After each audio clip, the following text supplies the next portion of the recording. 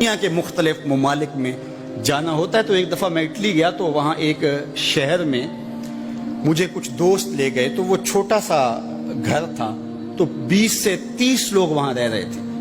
تو میں بڑا حیرت زدہ ہوا. تو میں نے کہا کہ آپ یہاں تنگ سی جگہ پہ 20-25 لوگ رہ رہے ہیں, تو اتنی مشکل میں کیوں رہ رہے ہیں؟ تو کوئی بڑا سا گھر خرید لیں, آسودہ رہیں. تو انہوں نے کہا کہ جناب آپ ہمارے علاقے میں جا کے دیکھیں, 5-5 کنال کے گھر ہم نے وہاں شروع کیے ہیں. ہم یہاں کمائی کرنے آئے ہیں, عیش کرنا تھوڑے آئے. ہم تو چند سالوں کے لیے یہاں آئے ہیں, اس لیے ہم یہاں سے کماتے ہیں, بھیجتے وہاں ہے جہاں ہم نے ہمیشہ جا کے رہنا ہے. میں نے کہا یہی تو میں سمجھانے آیا ہوں. جزیرہ تھا, وہاں کا سیاسی نظم یہ تھا کہ سال کی آخری تاریخ کو جو ان کا موجودہ بادشاہ ہوتا اس کو جنگل میں چھوڑتے اور نیا بادشاہ لینے کے لیے وہ ساحل پہ آ جاتے. جو پہلا شخص ساحل پہ اترتا اس کو اپنا حکمران مان لیتے. جو بھی حکمران بن جاتا وہ خوش ہو جاتا. حالانکہ اس کو بتا دیتے کہ 1 سال کے لیے تجھے منتخب کیا ہے, سال کی آخری تاریخ کو تخت سے اٹھائیں گے, باندھیں گے, جکڑیں گے, اور اسی جزیرے کے دوسرے کنارے ایک جنگل ہے جہاں خاردار جھاڑیاں اور موذی جانور ہیں, وہاں تجھے پھینک دیں گے. وہ بھول جاتا, کہتا دیکھی جائے گی. اور سال کی آخری تاریخ جب وہ رسیاں اور زنجیریں لے کے آتے تو وہ پریشان ہو جاتا کہ آنکھ جھپکنے میں سال گزر گیا, پتہ ہی نہیں چلا. پھر روتا ہوا چیختا ہوا اس جنگل میں جاتا اور لوگ اس کو چھوڑ کے آ جاتے اور درندوں کا رزق بن جاتا. اور جو بھی آتا اس نے کبھی انکار نہیں کیا تھا. پہلی بار ایسا ہوا کہ جس شخص کو انہوں نے ہار ڈالے, گارڈ آف آنر دیا, تعظیم تکریم دی, سیلوٹ کیا, اس نے کہا یہ سب کیا ہے؟ کہا کہ آج کے بعد تو ہمارا حکمران ہے. کہا میں تو امور سلطنت نہیں جانتا, میں تو تاجر آدمی ہوں, چیزیں بیچنے آیا ہوں. کہا کہ ہمارا اصول یہی ہے کہ سال کی پہلی تاریخ کو پہلا شخص جو جزیرے پہ قدم رکھتا ہے وہ ہمارا حکمران ہوتا ہے.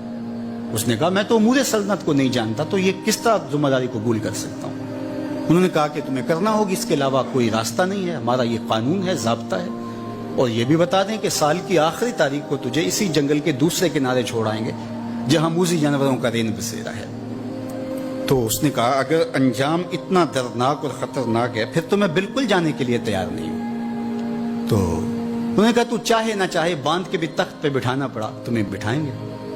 اس نے کہا اچھا مجھے یہ بتاؤ کہ سال بعد میری بات مانو گے یا نہیں؟ انہوں نے کہا کہ ہاں, قانون میں تو ترمیم نہیں کر پائے گا, لیکن یہ ہوگا کہ تیرے انتظامی حکم ہم ماننے پہ مجبور ہوں. اس نے کہا ٹھیک ہے, میں تمہارا حکمران بننے کے لیے تیار ہوں. رومی بولتے ہیں کہ جب بھی کوئی شخص تخت نشین ہوتا تو وہ بھول جاتا کہ میرے 7 سال کی آخری تاریخ میں کیا ہونے والا ہے. وہ عیش و عشرت کرتا اور یوں وقت گزارتا, سال کی آخری تاریخ آنکھ جھپکنے میں آ جاتی. لیکن یہ پہلا شخص تھا تخت نشین ہوتے, اس نے پہلا حکم نامہ جاری یہ کیا کہ کمانڈوز بلائے جائیں. بلائے گئے.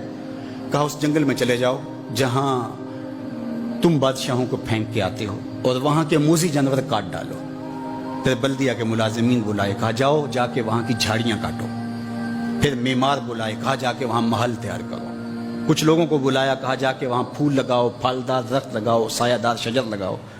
پوری حکومتی مشینری اس جنگل کو کٹوانے, وہاں کے موذی جانور قتل کروانے, اور وہاں خوبصورت محل بنوانے, کنویں کھدوانے اور پھلدار درخت لگوانے میں صرف کر دی.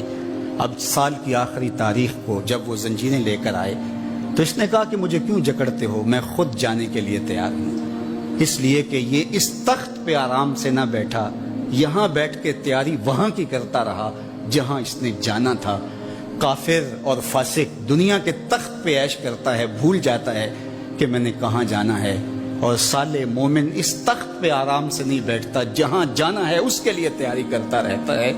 اور جب جنازہ اٹھتا ہے تو وہ کہتا ہے اجلوا بی ولا تؤخروا بی, دیر نہ کرو مجھے جلدی لے جاؤ, میرا تو وہاں انتظار ہو رہا ہے. اور پھر جب وہ وہاں پہنچتا ہے تو القبر روضۃ من ریاض الجنہ, وہ جنت کے باغوں میں سے باغ بن چکی ہوتی ہے. وہ سارے تھور, ساری جھاڑیاں, ساری آگ اور وہاں کے سارے بھڑکتے ہوئے شعلے بجھا چکا ہوتا ہے اپنے اعمال کے لشکر بھیج کے. ہم نے دیکھنا ہے کہ ہم یہاں آخرت کے لیے کچھ بھیج رہے ہیں کہ یہی سب کچھ لٹا رہے ہیں.